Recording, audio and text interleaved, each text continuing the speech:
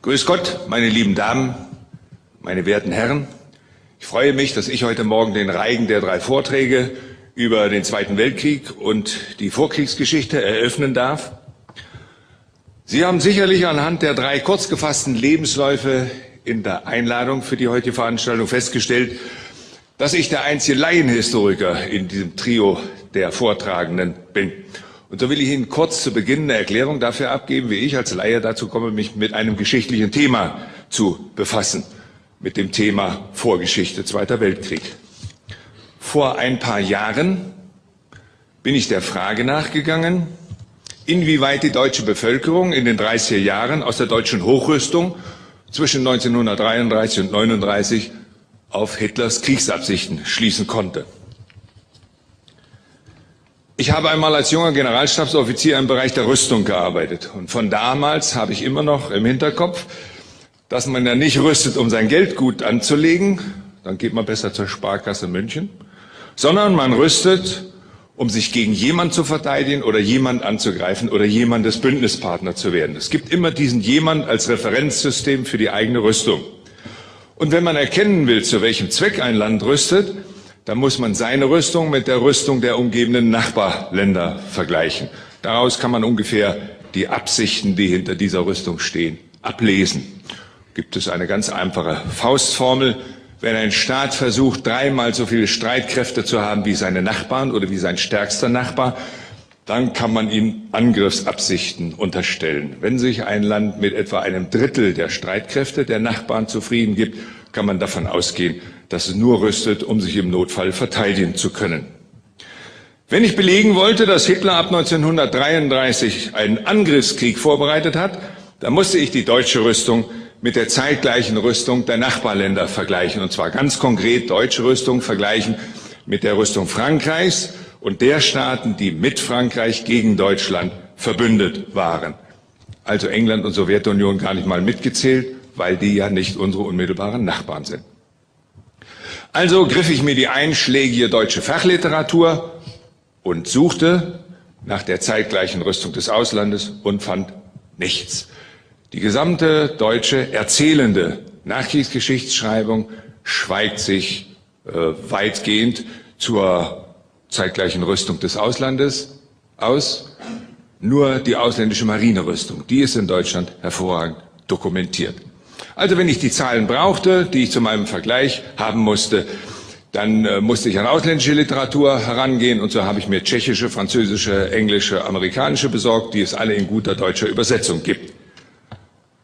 Nun schreiben ja Historiker keine Rüstungsgeschichte ihres Landes, sondern sie schreiben über Innenpolitik, Außenpolitik, Kultur, Wirtschaft, wenn man Glück hat, auch mal über Sicherheitspolitik. Und wenn ich noch mehr Glück hatte, fand ich auch Zahlen über Rüstung. Und so habe ich viel suchen müssen und viel lesen müssen, um die paar Zahlen zu finden, die ich brauchte. Und dabei habe ich vieles gefunden, nachdem ich überhaupt nicht gesucht habe. Ich habe zu meinem großen Erstaunen festgestellt, dass eine ganze Reihe ausländischer Historiker nach dem Krieg ihren Regierungen der 20er und 30er Jahre vorwerfen, sie hätten den Zweiten Weltkrieg verhindern können, wenn sie es nur gewollt hätten. Manche gehen sogar so weit, ihren Regierungen vorzuwerfen, sie hätten den Zweiten Weltkrieg mit angezettelt. Solches hatte ich in deutscher Literatur nie gelesen. Da bin ich neugierig geworden, habe mir mehr Bücher besorgt, mehr gelesen. Dann habe ich geguckt, aus welchen Quellen diese Historiker schöpfen, habe mir die Quellen besorgt, soweit mir das möglich war, bin in Archive gegangen, habe Memoiren gelesen. Und damit hing ich an dem Thema, wer hat eigentlich den Zweiten Weltkrieg angezettelt? Darüber will ich nun sprechen. Aber ehe ich auf dieses Thema komme, will ich Ihnen noch das Rätsel auflösen. Wie war denn nun das Rüstungsverhältnis Deutschland, benachbartes Ausland 1933? Frankreich und die mit Frankreich gegen Deutschland verbündeten Staaten hatten 1933 an aktiven Friedensheeresdivisionen eine Überlegenheit von 1:12. Und wenn man die ausgestatteten und ausgebildeten Reserve-Großverbände mitzählt, war die Überlegenheit 1:97. Wenn man sich dann noch ins Gedächtnis zurückruft, dass im damaligen Frieden, und wir hatten ja schließlich den Versailler Frieden geschlossen, in Friedenszeiten französische Truppen in Deutschland einmarschierten, belgische Truppen, litauische Truppen, polnische Truppen und Milizen und Grenzbereiche Deutschlands, wie zum Beispiel das Ruhrgebiet, was ja nicht mal ein Grenzbereich ist, zeitlich begrenzt oder für immer besetzt haben und annektiert haben. Da kann man verstehen, dass die Bevölkerung, deutsche Bevölkerung 1933 eine ganz andere Brille für dieses Problem aufhatte. Sie wollte nicht mehr, dass jeder Nachbarstaat auf unserem Territorium machen konnte, was er wollte, und dass die kleine Reichswehr mit den 10 Divisionchen das nicht abwehren konnte. Die Masse der deutschen Bevölkerung hat damals die Wiederaufrüstung begrüßt, weil sie Schutz wollte. Und selbst zu Kriegsbeginn, als dieser Rüstungsprozess zunächst mal zu bilanzieren ist, hatten wir Deutsche immer noch eine Heeresunterlegenheit von 1:2,5. Von daher konnte die deutsche Bevölkerung damals aus diesem Indiz nicht schließen, dass die deutsche Rüstung auf einen Angriffskrieg hin ausgelegt war. So, nun habe ich Ihnen erklärt, über welchen Umweg ich zu meinem Thema gekommen bin, Entstehung des Zweiten Weltkriegs. Meine Damen und Herren, ich war von dem, was mir durch ausländische Literatur und durch Akteneinsicht in Archiven erschlossen hat, so fasziniert, dass ich bald beschloss, das zusammenzufassen und in einem Buch zu veröffentlichen. Und so entstand mein Buch 1939, Der Krieg, der viele Väter hatte.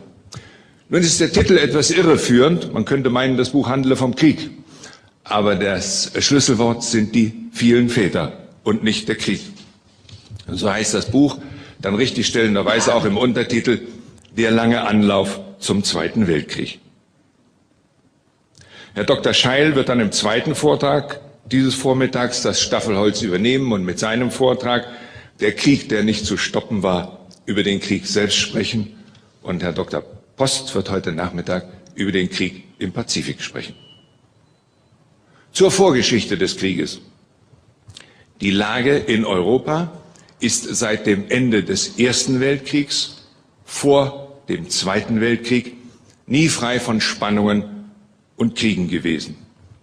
Polen und die Sowjetunion hatten ihre Spannungen und Kriege, Polen und Litauen hatten Spannungen und einen Krieg, Frankreich und Italien hatten Differenzen um Territorien, genauso Dänemark und Norwegen, Italien und England, Jugoslawien und Österreich, Deutschland und die Tschechoslowakei, Ungarn und die Tschechoslowakei, Polen und die Tschechoslowakei, Spanien und Italien, Italien und Albanien und so weiter.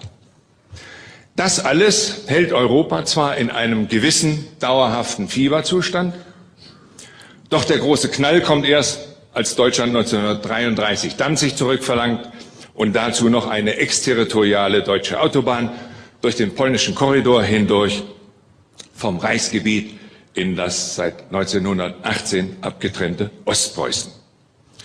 Für mich hatte Adolf Hitler nach meinem früheren Verständnis den Zweiten Weltkrieg ausgelöst, als er mit Brachialgewalt die Danzig- und die Korridorfrage gegen Polens und Englands Willen durchsetzen wollte. 1967 hat der israelische Botschafter Asher Ben Nathan, Botschafter in Bonn, interessanterweise einmal auf die Frage eines Journalisten, wer denn den Sechstagekrieg begonnen und wer die ersten Schüsse abgegeben habe, geantwortet: Das ist gänzlich belanglos. Entscheidend ist, was den ersten Schüssen vorausgegangen ist. Und genau damit bin ich bei der Frage, die ich mir früher so nie gestellt habe. Was ist den ersten Schüssen vom September 1939 vorausgegangen?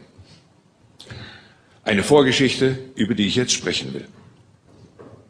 Ich habe in den vergangenen Jahren ja einiges gelesen, das meine einfache Sicht mit Hitler als alleinigem Verursacher des Zweiten Weltkriegs differenziert hat. Da habe ich mich natürlich fragen müssen, woher mein so einfaches Geschichtsbild kam.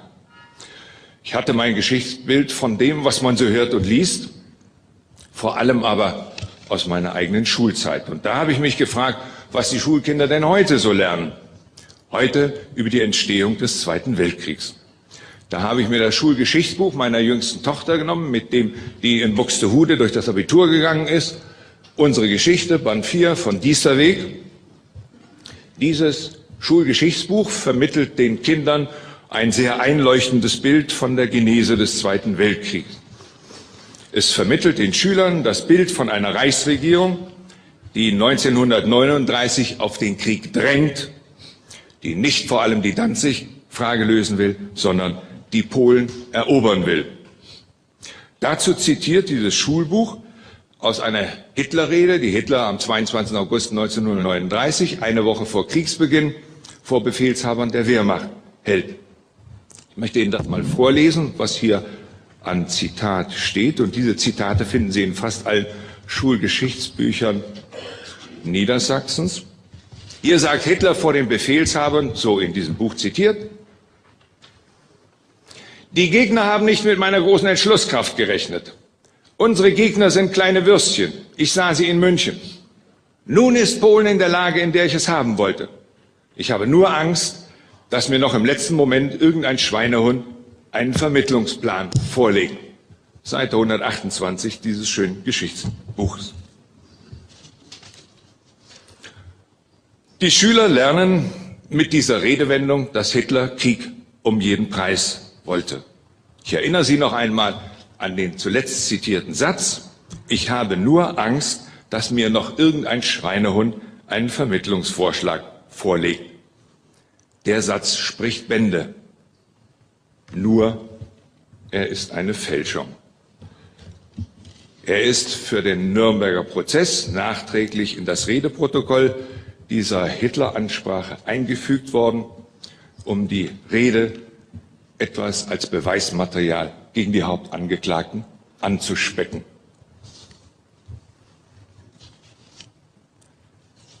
Der Eindruck, der den Schülern hier vorgetäuscht wird, ist, dass Hitler nichts verhandelt hat und dass Hitler nicht verhandeln wollte.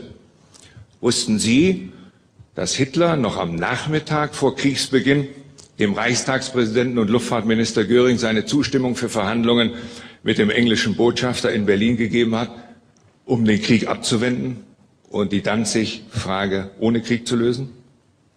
Wussten Sie, dass die deutsche Reichsregierung die britische Regierung gebeten hatte, in der Danzig-Frage zwischen Deutschland und Polen zu vermitteln? Wussten Sie, dass Hitler in den letzten 10 Tagen vor dem Krieg an die italienische Regierung geschrieben hat, an die französische und an die englische, um den Krieg abzuwenden, Danzig-Problem ohne Krieg zu lösen? Wussten Sie, dass die deutsche Reichsregierung den Polen kurz vor Kriegsausbruch einen 16-Punkte-Vorschlag zur Regelung der deutsch-polnischen Differenzen gemacht hat? Die Polen haben diesen Vorschlag nicht angenommen, nicht nur inhaltlich, was nicht verwundern würde, sondern sie haben ihn sächlich nicht angenommen. So musste dieser Vorschlag über London nach Warschau gehen und so kam er in die Hände der britischen Kabinettsmitglieder, wie das denn so manchmal ist. Mancher Minister nimmt seine Dienstsachen wohl mit nach Hause. Die Frau des gerade zurückgetretenen britischen Marineministers Cooper bekam die 16 deutschen Punkte bei ihrem Ehemann zu lesen, las sie und sagte zu ihrem Mann: Ich weiß gar nicht, was du willst. Der deutsche Vorschlag ist doch so vernünftig. Da packte dem Minister Cooper das Entsetzen, denn ihm wurde auf einmal klar, dass die britische Öffentlichkeit auf den deutschen Vorschlag genauso reagieren könnte wie seine eigene Frau. Und Cooper rief stehenden Fußes die Redaktionen von Daily Mail und Daily Telegraph an und forderte die Redakteure auf, den deutschen Vorschlag in einem möglichst ungünstigen Licht darzustellen. Nun hatte die Reichsregierung angekündigt, diesen 16-Punkte-Vorschlag am Abend dieses Tages über Rundfunk bekannt zu geben. Und da bat dann auch noch der englische Botschafter in Berlin, Henderson, im Außenministerium, man möge diesen deutschen Vorschlag nicht über Rundfunk bekannt geben, mit der etwas fadenscheinigen Begründung, das könne ja die Verhandlungen mit den Polen stören. Der französische Historiker Racinier hat nach dem Krieg über diesen deutschen Friedensvorschlag geschrieben: Hätten das französische und das britische Volk am 30. August 1939 von diesem deutschen Vorschlag Kenntnis gehabt, so hätten Paris und London kaum den Krieg an Deutschland erklären können, ohne einen Sturm der Entrüstung hervorzurufen, der den Frieden durchgesetzt hätte. Nun werden Sie sich fragen, wer ich das alles weiß. Ich weiß das aus den Akten des Nürnberger Prozesses, aus den Akten des Foreign Office, aus den Akten des Auswärtigen Amtes, aus den Darstellungen zweier französischer Historiker und aus den Schilderungen der damals beteiligten Botschafter. In den letzten 10 Tagen vor Kriegsausbruch ist intensiv zwischen Berlin und London verhandelt worden, um die deutsch-polnischen Probleme ohne Krieg zu lösen. Die Polen weigerten sich ja darüber zu verhandeln, so ging das alles über London. Welches waren die Probleme? Wir alle wissen noch, dass es sich damals um Danzig gehandelt hat und um die exterritorialen Verkehrsverbindungen vom Reichsgebiet in das damals abgetrennte Ostpreußen, also um die sogenannte Korridorfrage. Was vergessen ist und was seit dem Kriege aus den deutschen Schulbüchern verbannt ist, ist die humanitäre Tragödie der nicht-polnischen Minderheiten in Polen. Das nach 1919 wieder selbstständige Polen hatte neben 19 Millionen polnischen Polen, polnisch sprechenden und römisch-katholischen Staatsbürgern auch 5 Millionen Ukrainer, 2,5 Millionen Juden, 2 Millionen Deutsche, 1,2 Millionen Weißrussen und in die zigtausende zählende Minderheiten an Litauern, Tschechen, Ungarn, Slonzaken und Kaschuben. Die 19 Millionen polnischen Polen versuchten von 1919 an, ihre etwa 11 Millionen nicht-polnischen Staatsbürger sprachlich zu polonisieren und konfessionell zu katholisieren. Sie kündigten das Minderheitenschutzabkommen, das ihnen die Siegermächte 1920 auferlegt hatten, und verfolgten die nicht-polnischen Staatsbürger im eigenen Staat. Wenn ich Ihnen jetzt etwas über das Schicksal der Volksdeutschen in Polen vortragen würde, würde sicher mancher von Ihnen denken, naja, das ist Vertriebenengerede, das kennen wir schon. Deshalb will ich nicht über die Volksdeutschen sprechen, sondern über die größte Minderheit in Polen, über die 5 Millionen Ukrainer. Deren Schicksal ist deshalb gut dokumentiert worden, weil viele Ukrainer in der damaligen Zeit aus Polen nach Kanada, nach Britisch-Kanada ausgewandert sind. Und so haben sich britische Medien und Parlamente immer wieder um das Schicksal der Ukrainer in Polen gekümmert und das beobachtet. So schreibt der Manchester Guardian am 14. Dezember 1931. Die Minderheiten in Polen sollen verschwinden. Diese Politik wird rücksichtslos vorangetrieben, ohne die geringste Beachtung der öffentlichen Meinung in der Welt, der internationalen Verträge und des Völkerbunds. Die Ukraine ist unter polnischer Herrschaft zur Hölle geworden. Von Weißrussland kann man dasselbe mit noch größerem Recht sagen. Das Ziel der polnischen Politik ist das Verschwinden der nationalen Minderheiten auf dem Papier und in der Wirklichkeit. Soweit der Manchester Guardian. Ich sagte, auch die Parlamente haben sich ab und zu mit dieser Minderheitenfrage in Polen befasst. So liegt ein Protokoll einer Sitzung des Oberhauses vom 15. Juni 1932 vor, in dem ein Lord Noel Buxton vor dem Oberhaus über die jüngsten Verhandlungen beim Völkerbund in Genf vorträgt. Er sagt, in den letzten Tagen sind auf den Tagungen des Rats des Völkerbundes wichtige Fragen, die die nationalen Minderheiten betreffen, behandelt worden. Vor allem wurde auf der Januartagung ein Bericht verhandelt, der sich mit der sogenannten Terrorisierung beschäftigte, die im Herbst 1930 in der polnischen Ukraine stattgefunden hat. Die Assimilierung durch Zerstörung der Kultur ist dort an der Tagesordnung. Aus dem Korridor und aus Posen sind bereits nicht weniger als 1 Million Deutsche seit der Annexion abgewandert, weil sie die Bedingungen dort unerträglich finden. Im polnischen Teil Ostgaliziens wurden vom Ende des Krieges bis 1929 die ukrainischen Volksschulen um 2/3 vermindert. In den Universitäten, in denen die Ukrainer unter österreichischer Herrschaft 11 Lehrstühle innehatten, besitzen sie jetzt keinen, obwohl ihnen 1922 von der polnischen Regierung eine eigene Universität versprochen worden war.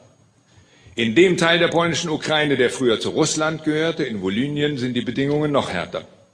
In der ganzen Ukraine gibt es ein System der polizeilichen Verfolgung. Dieser Lord Noel Buxton fährt dann an späterer Stelle fort. Wir können in diesem Zusammenhang eine besonders beklagenswerte Tatsache nicht beiseite lassen, nämlich die Folterung von Gefangenen in Gefängnissen und von Verdächtigen, die sich die Ungnade der polnischen Behörden zugezogen haben. Überzeugende Beweise dafür, dass in solchen Fällen mittelalterliche Foltern angewendet werden, liegen zu meinem Bedauern vor. Diese Darstellungen wurden im Völkerbundsrat durch Lord Cecil als Delegierten der britischen Regierung als das Gewissen der Menschheit erschütternd bezeichnet. Sie sind vom Völkerbundsrat nicht untersucht worden, wie das hätte erfolgen müssen. Soweit zwei englische Stimmen. Aber auch in Frankreich ist nicht unbeobachtet geblieben, was sich in Polen der damaligen Zeit mit den Minderheiten abgespielt hat. So schreibt ein französischer Slawistikprofessor, der insgesamt 3 Bücher über das Polen der damaligen Zeit geschrieben hat, unter den Anschluss der Westukraine, den Zwangsweisen an Polen, vor Ort miterlebt hat. Es wurde erschossen, gehängt, gefoltert, eingesperrt, beschlagnahmt. Viele ukrainische Priester wurden hingerichtet. Um Überfüllungen zu vermeiden, machten die Polen keine Gefangenen. Die Gefängnisse von Lemberg quellen über von Ukrainern aller Schichten, deren einziges Verbrechen darin bestand, Ukrainer zu sein oder Ukrainisch zu sprechen. Das war die Stimme eines Franzosen. Den anderen Minderheiten ging es nicht anders. Zwischen 1934 und 1938, als in Deutschland schon die Judenverfolgung läuft, verlassen 757.000 Juden, also über 500.000 Juden, Polen und suchen in Deutschland oder auf dem Weg über Deutschland Zuflucht im Ausland. 1939 verschlechtert sich auch die Lebensbedingungen der deutschen Minderheit wieder dramatisch. Ich hatte schon erwähnt, dass die Polen das Minderheitenschutzabkommen von 1920 einseitig aufgekündigt hatten. Die Reichsregierung hat dann 1934 mit der polnischen Regierung ein bilaterales Minderheitenschutzabkommen geschlossen, dessen Wirkung nicht lange vorgehalten hat. Dann hat die Reichsregierung noch einmal im November 1937 ein bilaterales Minderheitenschutzabkommen mit den Polen geschlossen und dessen Wirkung war 1939 auch schon wieder verpufft. Den Deutschen wurden Schulen geschlossen, Geschäfts- und Betriebslizenzen entzogen, Arztapprobationen entzogen, Bauernhöfe angesteckt, Geschäfte boykottiert, Deutsche auf offener Straße verprügelt. Und die Deutschen, die versuchten, dieser Drangsal durch Flucht ins Reichsgebiet zu entkommen, wurden, wenn sie an der Grenze gestellt wurden, beschossen und erschossen, wie Jahrzehnte später Deutsche auf der Flucht aus der DDR in den Westen. Ähnliche Verhältnisse. Trotzdem sind im August 1939 bereits etwa 80.000 deutsche Flüchtlinge aus Polen in den Sammellagern im Reichsgebiet und im Danziger Gebiet angekommen. Alle Minderheiten in Polen erleiden 1939 eine humanitäre Tragödie wie die Minderheiten in Jugoslawien unter Milosevic. Nur da haben wir noch die Fernsehbilder im Gedächtnis und deshalb ist das im kollektiven Gedächtnis Europas erhalten.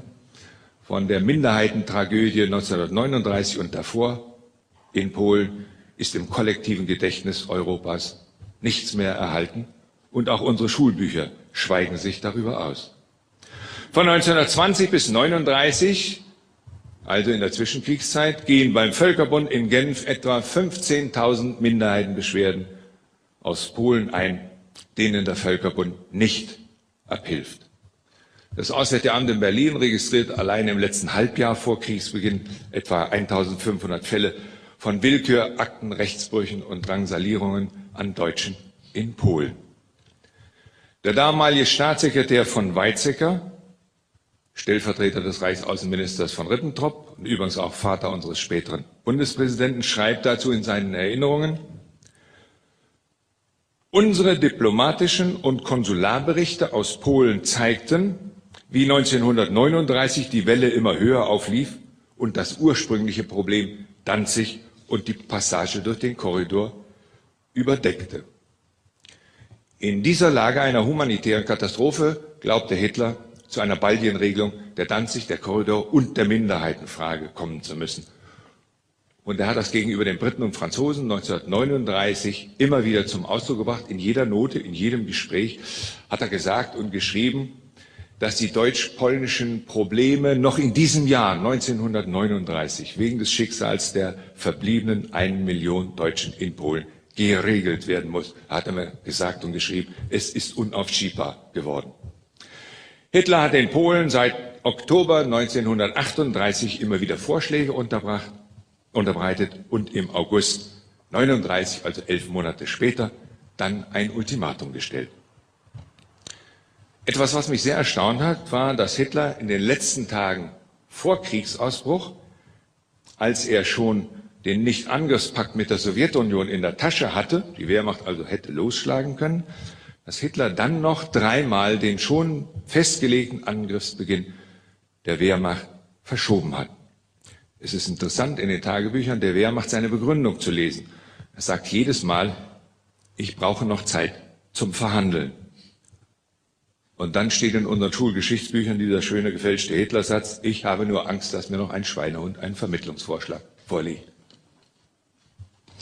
Hitler hat sich bei seinen Verhandlungen eines schwedischen Vermittlers bedient, des schwedischen Industriellen Birger Dahlérus. Dahlérus hatte ausgezeichnete Privat- und Geschäftskontakte, sowohl nach London als auch nach Berlin. Er hatte sich zu diesen Vermittlerdiensten, weil er ein persönlicher Bekannter von Göring war, selbst angeboten. Und er hat in den letzten 10 Tagen vor Kriegsbeginn das gemacht, was wir heute eine Pendeldiplomatie nennen. Er ist 1- oder 2-mal pro Tag zwischen London und Berlin hin und her geflogen, hat die Noten überbracht, die Lösungsvorschläge, die jede Seite gemacht hat, und hat jeweils interpretiert der einen Seite, was die andere Seite so denkt und wie weit sie in Kompromissen gehen könnte. Er war ein ehrlicher Makler. Man kann den Gang der Verhandlungen aus den Aufzeichnungen des Birger Dahlérus genau rekonstruieren. Man kann sie auch aus den Akten des deutschen Auswärtigen Amtes genau rekonstruieren, auch aus den Akten des englischen Foreign Office und aus den Prozessakten des Nürnberger Prozesses und aus den Aufzeichnungen der beteiligten deutschen und englischen Botschafter. Und was das Verblüffende ist, die Aufzeichnungen, egal ob Schwedisch, Englisch oder Deutsch, stimmen, was den Verlauf der Verhandlungen und die Verhandlungsgegenstände betrifft, minutiös überein. Da gibt es überhaupt keinen Zweifel, was da in den letzten 10 Tagen verhandelt worden ist. Und trotzdem berichten die deutschen Schulgeschichtsbücher nichts, aber auch ja nichts darüber. Es wird nichts erwähnt, weder die humanitäre Tragödie der ukrainischen, jüdischen, deutschen, weißrussischen Minderheit in Polen, noch die Versuche, den Ausbruch eines neuen Krieges zu verhindern. Ich fand die Verhandlungen in den letzten Tagen vor Kriegsbeginn so spannend, dass ich die letzten Tage Tag für Tag, Stunde für Stunde in meinem Buch nachgezeichnet habe. Ich habe, als ich die Dinge so in den Akten gelesen habe, gedacht, ich lese einen Krimi.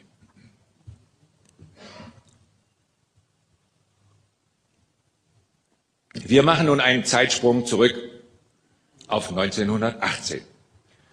Das deutsch-polnische Verhältnis war nicht zwischen beiden Kriegen, war nicht immer so schlecht wie 1939. Der Start ist schlecht und auch das Ende.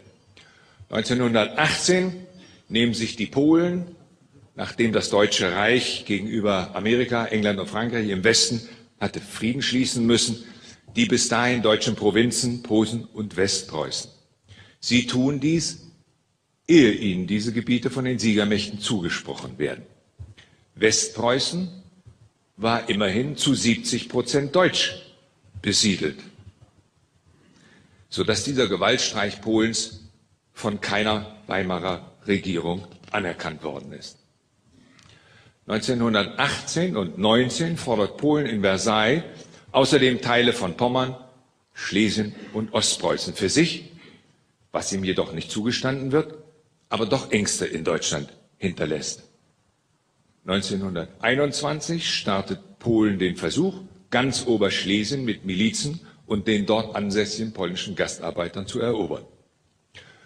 Nach einer Volksabstimmung, die Polen zu verhindern sucht, erhält es das ostoberschlesische Industriegebiet von den Siegerstaaten zugesprochen.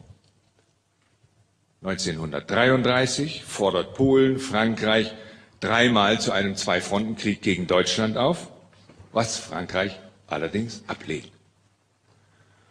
Polen verfügt 1933 mit 278.000 Mann im Heer, also fast 300.000 Mann im Heer, immerhin noch über 3-mal so viel Militär wie Deutschland mit seinem 100.000 Mann Heer. So wird Polen vor Hitlers Amtsantritt 1933 von allen demokratischen Parteien in Deutschland und von der Reichswehr als Bedrohung angesehen.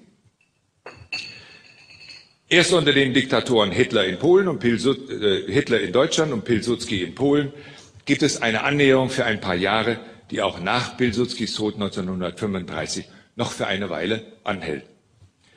Nach Pilsudskis Versuch von 1933, Frankreich zu einem Krieg gegen Deutschland aufzuwiegeln, der ja erfolglos war, lenkt Pilsudski ein. Er schließt 1934 mit Hitler einen Freundschaftsvertrag.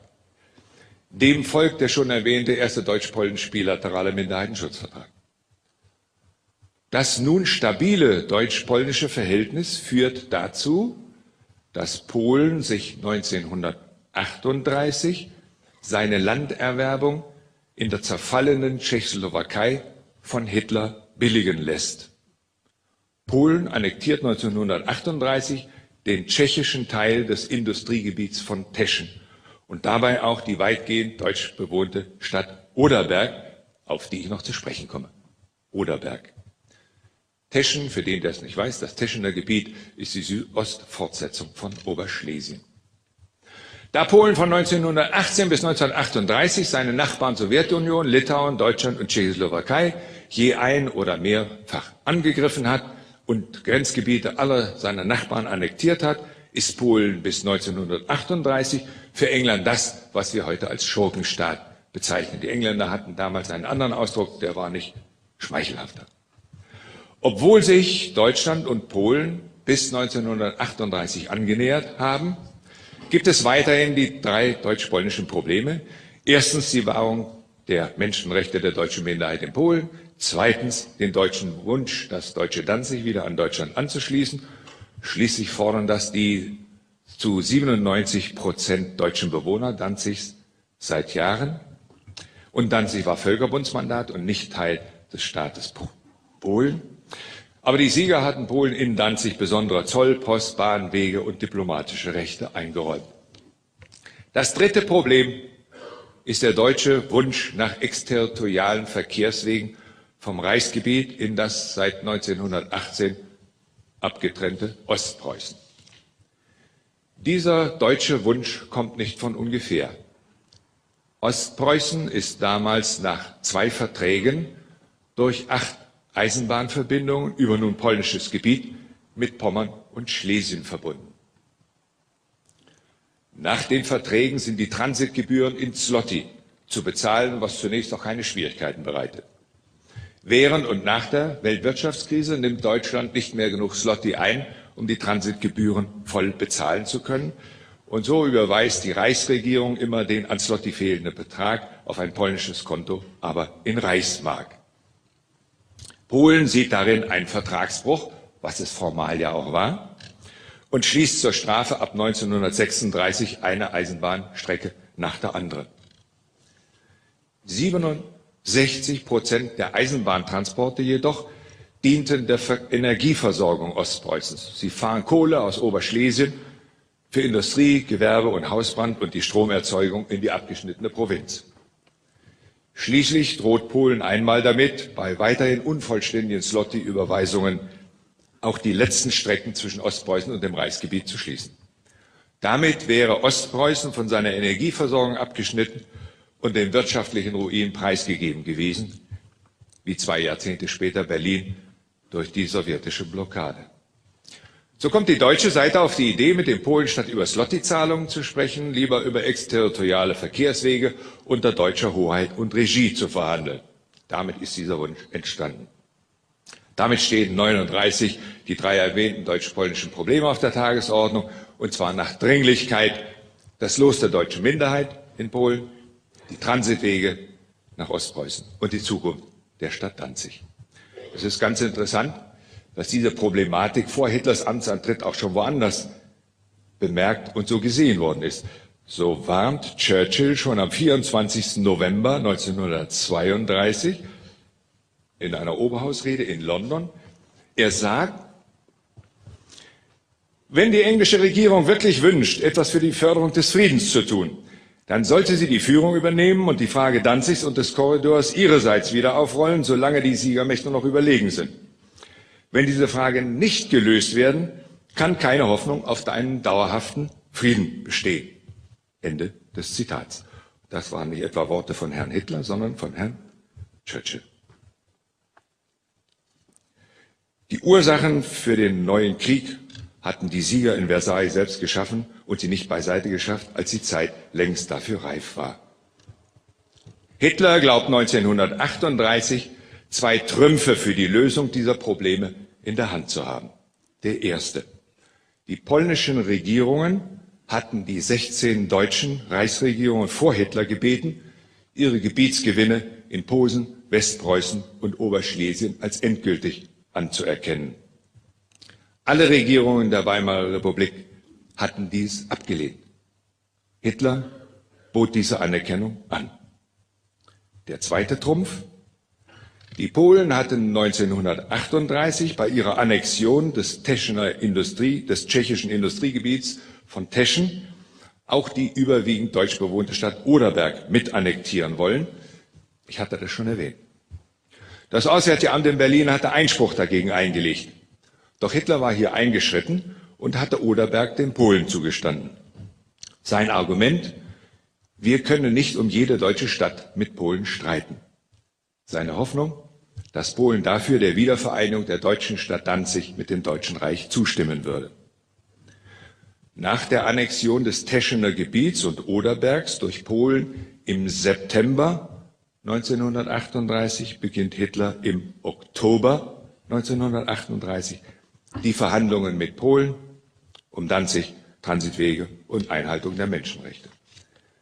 Sein erstes Angebot: die Anerkennung der polnischen Gebietserwerbung seit 1918 und die Verlängerung des deutsch-polnischen Freundschaftsvertrages von 10 auf 25 Jahre.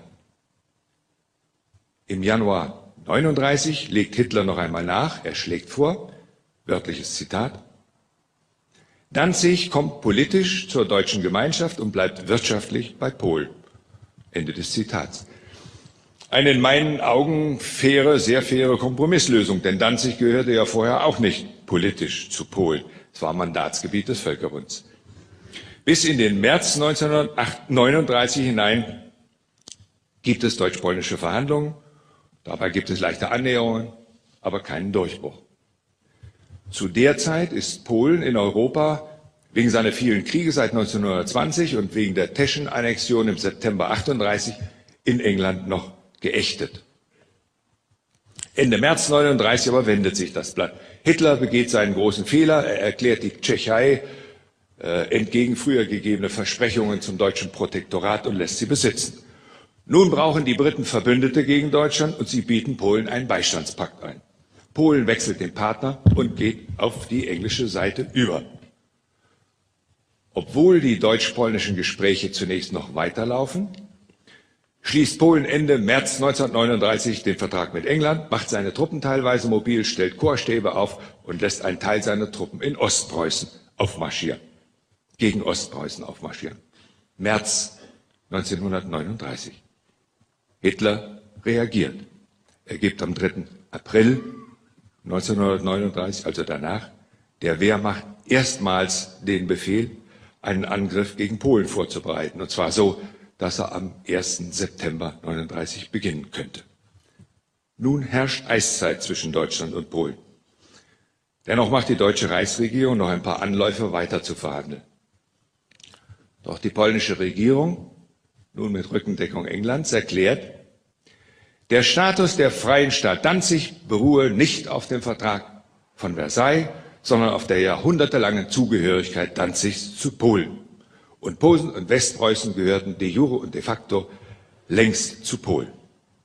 Die angebotene deutsche Anerkennung sei keine Gegenleistung.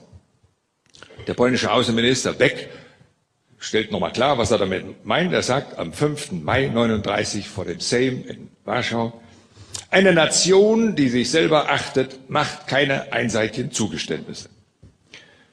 Hitler bittet danach die englische Regierung, für Deutschland mit den Polen zu verhandeln. Am 30. August 1939 macht Hitler den schon von mir zitierten 16-Punkte-Vorschlag. Er schlägt dabei als wesentliche Punkte vor: Die Bevölkerung im Korridor soll in einer Volksabstimmung unter internationaler Kontrolle selbst entscheiden, ob sie zu Polen oder zu Deutschland gehören will. Der Wahlverlierer bekommt exterritoriale Verkehrswege durch den Korridor. Bleibt der Korridor bei Polen, kriegt Deutschland exterritoriale Wege nach Ostpreußen. Kommt der Korridor in Deutschland, kriegen die Polen exterritoriale Wege von Polen nach Gedingen an der Ostsee. Und Teil des Vorschlags ist auch, dass der Hafen und die Stadt Gedingen an der Ostsee unabhängig vom Wahlausgang bei Polen bleiben. letzter Teil des Vorschlags, Polen behält außerdem seine Handelsprivilegien in Danzig. Das ist der letzte deutsche Vorschlag vor dem Krieg. Soweit zu der angeblichen Verhandlungsunwilligkeit Hitlers vor dem Krieg, den unsere Schulkinder lernen müssen. Ich möchte zum Abschluss noch etwas zu den Quellen sagen, aus denen ich geschöpft habe, und etwas zum Abschluss des Hitler-Stalin-Pakts, der dem Kriegsbeginn ja unmittelbar vorausging. Die am häufigsten von mir verwendete Quellen waren die Akten der diversen auswärtigen Ämter oder Außenministerien. Sie geben ja Aufschluss über den Umgang der Staaten miteinander. Sie wissen, dass offizielle Akten, Gesprächsprotokolle, diplomatische Noten etwa 30 Jahre nachdem sie geschrieben worden sind, der Öffentlichkeit und der Wissenschaft zur Verfügung gestellt werden. Sie werden dann zusammengestellt, redigiert, gedruckt und als Bücher herausgegeben. Ich habe hier mal einen solchen Band. Das sind die Akten des deutschen Auswärtigen Amtes aus der letzten Woche vor Kriegsbeginn. So sieht sowas aus. Andere Nationen haben das in gleicher Form. Nur wir nennen unseres Weißbuch und die Franzosen Grünbuch und jeder hat da so einen anderen Namen. Als Laie, der ich bin, stößt man beim Lesen dieser Akten und anderer Quellen staunend auf viele Eigentümlichkeit, die die Geschichtsstudenten vielleicht schon früh von ihren Professoren erklärt bekommen. Ich musste mir da erst meinen Witz kaufen. Die erste fast selbstverständliche Besonderheit ist, dass jede Regierung, jede Nation die Akten veröffentlicht, vor allem die Akten veröffentlicht, die sie in einem guten Licht darstellen lässt und die Akten, die ein bisschen riechen, möglichst nicht veröffentlicht. Das hätte mich eigentlich nicht wundern dürfen. Das ist eben so. Macht ja eine Privatperson im persönlichen Leben auch so. Eine zweite Eigentümlichkeit habe ich erst recht spät bemerkt, die ich mir auch hätte denken können, nämlich die Fälschungen in offiziellen Akten. Ich fand zum Beispiel eine Hitlerrede mit gefälschten Stellen in den gedruckten und veröffentlichten Akten des Deutschen Auswärtigen Amtes, und zwar im Band vor diesem Band. Man veröffentlicht ja kein selbstbelastendes Material, wenn man weiß, dass es gefälscht ist. Ich konnte mir auf diesen Sachverhalt keine Erklärung geben. Ich habe gegrübelt und bin auf nichts gekommen, was diese Sache einigermaßen plausibel erklärt. Und dann habe ich mich an den Geschichtsprofessor gewendet, an den ich mich immer gewandt habe, wenn ich ratlos war. Der hat gesagt, lieber Schulze-Rohnhoff, lesen Sie mal das Vorwort in diesen Akten. Und Sie können das Vorwort dieser Akten aller Vorkriegs- und Kriegsakten des Deutschen Auswärtigen Amtes, die nach dem Krieg veröffentlicht worden sind, lesen. Es steht immer das Gleiche drin. Ich habe das Vorwort gelesen und da steht, dass diese deutschen Akten ausschließlich von englischen, französischen und amerikanischen Historikern und Archivaren zusammengestellt und veröffentlicht worden sind. Die einzigen deutschen Hände, die hieran mitgearbeitet haben, waren die des Buchdruckers und die des Buchbinders. So kann man natürlich durch Auswahl auch Geschichtsbetrachtungen lenken. So haben es die Sieger uns als Besiegten durch die Auswahl von Akten ihre Lesart von Geschichte aufgedrückt. Nachdem ich das entdeckt hatte, habe ich mir die gleichen Akten, die zum Teil schon mal 39, 40, 41 gedruckt und veröffentlicht worden sind, besorgt und habe dann die zwei Akteneditionen verglichen und festgestellt, mal haben die Deutschen was weggelassen und mal haben die Engländer, Franzosen und Amerikaner etwas weggelassen und damit geschönt. Ich fand aber, dass diese Akten, obwohl sie nur von Engländern, Franzosen und Amerikanern ausgewählt worden sind, immer noch aufschlussreich genug. Und ich fand auch die englischen Akten, belgischen und anderen, aufschlussreich genug, auch wenn ich bei den englischen viele Auslassungen festgestellt habe. Man findet sehr viel Interessantes, ohne dass man Zugang zu Geheimakten hat. Ich hatte Ihnen gesagt, dass dies die Akten einer Woche sind. Sie können sich vorstellen, dass wenn man die Vorkriegszeit bearbeitet, man dann vor einem großen Regal mit Akten steht, die man gar nicht alle lesen kann, wenn man jemals mit seiner Arbeit fertig werden will. Und so habe ich dann eben selektiv gearbeitet, die Akten zu den Ereignissen gelesen, über die ich was wissen wollte, über die ich schreiben wollte. Aber wie das denn so ist, man will ja auch wissen, was ist kurz vorher gelaufen und was ist kurz nachher gelaufen. Und so habe ich ein bisschen davor gelesen und ein bisschen danach gelesen. Und da bin ich auch auf manches gestoßen, nachdem ich gar nicht gezielt gesucht habe, nachdem ich gar nicht gesucht habe. Und dafür möchte ich Ihnen jetzt zum Schluss ein Beispiel geben. So steht in allen deutschen Geschichtsbüchern Hitlers Untat die 3 baltischen Staaten Stalin zu überlassen. Und zwar mit dem geheimen Zusatzprotokoll vom 23. August 1939. Auf mich hat das immer wie ein finsteres Komplott zwischen Hitler und Stalin gewirkt. Ein Komplott, mit dem die Litauer, die Letten, die Esten, die Finnen und Ostpolen der Sowjetunion zugesprochen worden sind. Es gibt dieses geheime Zusatzprotokoll und dieses geheime Zusatzprotokoll ist eine Schurkerei, da gibt es gar keinen Zweifel. Aber ich fand die Begleitungsstände interessant, die ich so noch nirgendwo gelesen hatte, aber die jeder von Ihnen in diesen Akten nachlesen kann. Und jeder von Ihnen kann in jeder Universitätsstadt, die eine historische Fakultät hat, diese Akten einsehen.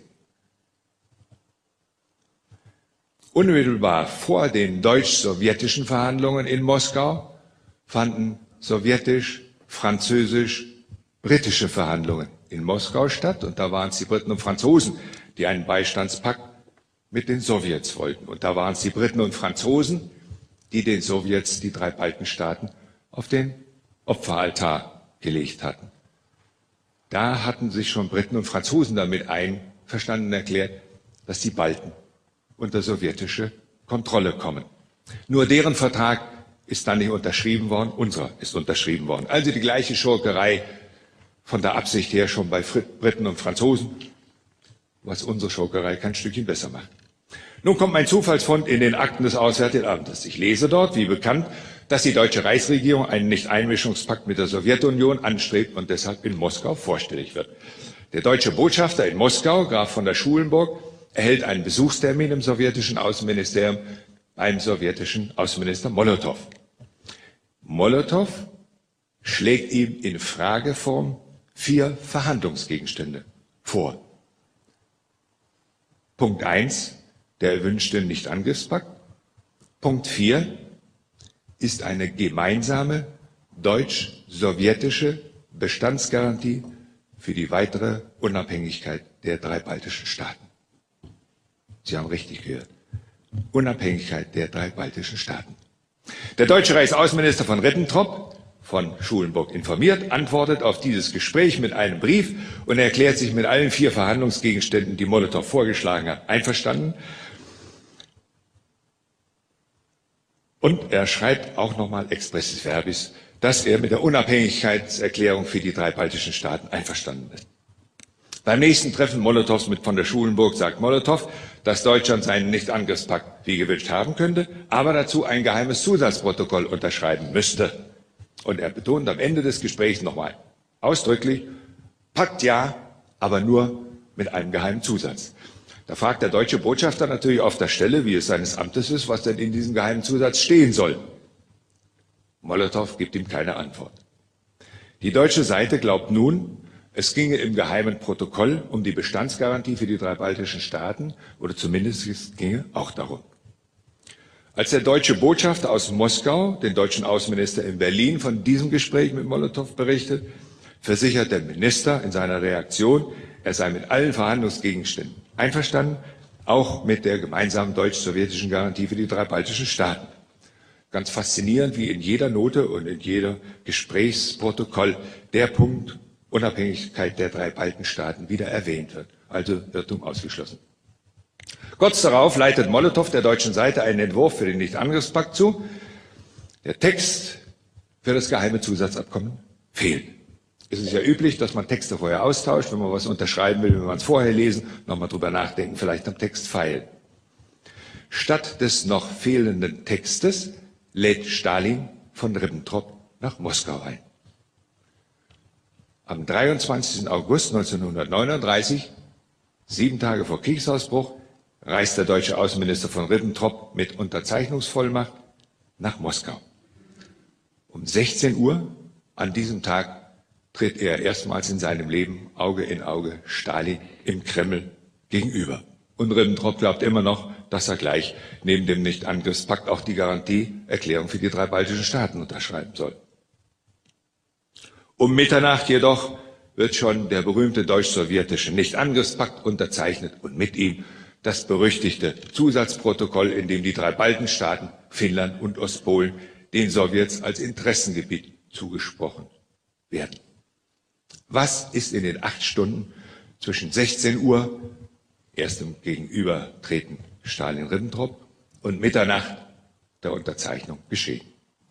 Molotow eröffnet von Ribbentrop den Inhalt des geheimen Zusatzabkommens, nämlich die Aufteilung Osteuropas in 2 Interessensphären. Von Ribbentrop ist überrascht, damit hat er nicht gerechnet. Er hat zwar Verhandlungsvollmacht und Unterzeichnungsvollmacht, aber das ist ihm eine Nummer zu groß. Er will das nicht verhandeln. Er bittet Stalin um eine Konferenzunterbrechung, die wird ihm gewährt. Ribbentrop fährt aus dem Kreml rüber in die deutsche Botschaft, ruft aus der deutschen Botschaft in Berchtesgaden bei Hitler an und berichtet. Hitler hat damit selbst nicht gerechnet, er ist perplex, aber mit dem Rücken an der Wand, denn die deutsch-polnische Lage hat sich inzwischen so zugespitzt, dass er den Nicht-Angriffspakt mit der Sowjetunion braucht. Und Hitler sagt von Ribbentrop, unterzeichnen Sie. So ist dieses geheime Zusatzabkommen ein Überraschungscoup der Sowjets. Neulich hat die Frankfurter Allgemeine noch das Gegenteil geschrieben. So habe ich das nirgendwo gelesen. Jeder von Ihnen, jeder Geschichtsstudent, jeder Geschichtsprofessor kann es in diesen Akten nachlesen und ich wundere mich, dass nie darüber geschrieben wird. Hitler hat hier akzeptiert, was vorher schon die Briten und Franzosen akzeptiert haben. Trotzdem war das ein Vergehen an der Souveränität der Balten und der Finnen. Zu dem geheimen Zusatzabkommen gehört auch, dass Deutschland der Sowjetunion freie Hand in das Polen eingeräumt hat, Ostpolen. Kaum, dass das geheime Zusatzabkommen unterschrieben ist, etwa Mitternacht, wird es noch am gleichen Vormittag, etwa 10 Uhr, von einem deutschen Diplomaten aus der deutschen Botschaft in Moskau an einen amerikanischen Diplomaten aus der amerikanischen Botschaft in Moskau verraten. Der überbringt das sofort seinem Botschafter, der telegrafiert das sofort rüber nach Washington. Und wenn Sie an die Zeitdifferenz von Moskau nach Washington denken, dann ist Ihnen klar, dass Roosevelt, als er morgens ins Oval Office kam, den Inhalt des geheimen Zusatzabkommens bereits auf dem Schreibtisch liegen hatte. So hat Roosevelt sofort Kenntnis davon, dass Polen nun von Deutschland und der Sowjetunion bedroht ist. Roosevelt hält dieses Wissen vor den Polen geheim. Er lässt die Polen stattdessen wissen, sie sollten in der Danzig-Frage unnachgiebig bleiben. So hat Roosevelt die Polen wissentlich in eine deutsch-sowjetische Falle laufen lassen. Und Sie können mit Sicherheit davon ausgehen, dass die Polen in Kenntnis dieser neuen Gefahr lieber auf ihre ohnehin begrenzten Rechte im Freistaat Danzig verzichtet hätten, als stattdessen Ostpolen an die Sowjets zu verlieren. So stellen sich eben bei genauer Akteneinsicht viele Dinge anders dar, als wir sie so in der deutschen Nachkriegsliteratur zu lesen bekommen. So, meine Damen und Herren, das waren die deutsch-polnischen Spannungen, die zum Krieg geführt haben. Das waren die deutschen Verhandlungsbemühungen um die Heimkehr Danzigs, die den Krieg nicht verhindern konnten. Und das war die Einigung Hitlers mit Stalin, die dem Deutschen Reich den Rücken frei gemacht hat für einen Krieg gegen Polen. Für mich selbst war vieles von dem neu, als ich mit meinen Arbeiten begonnen habe. Ich behaupte heute, dass meine Generation zum Teil gefälschte Geschichte hat lernen müssen. Bitte geben Sie die wahre Geschichte an Ihre Enkel und Kinder weiter.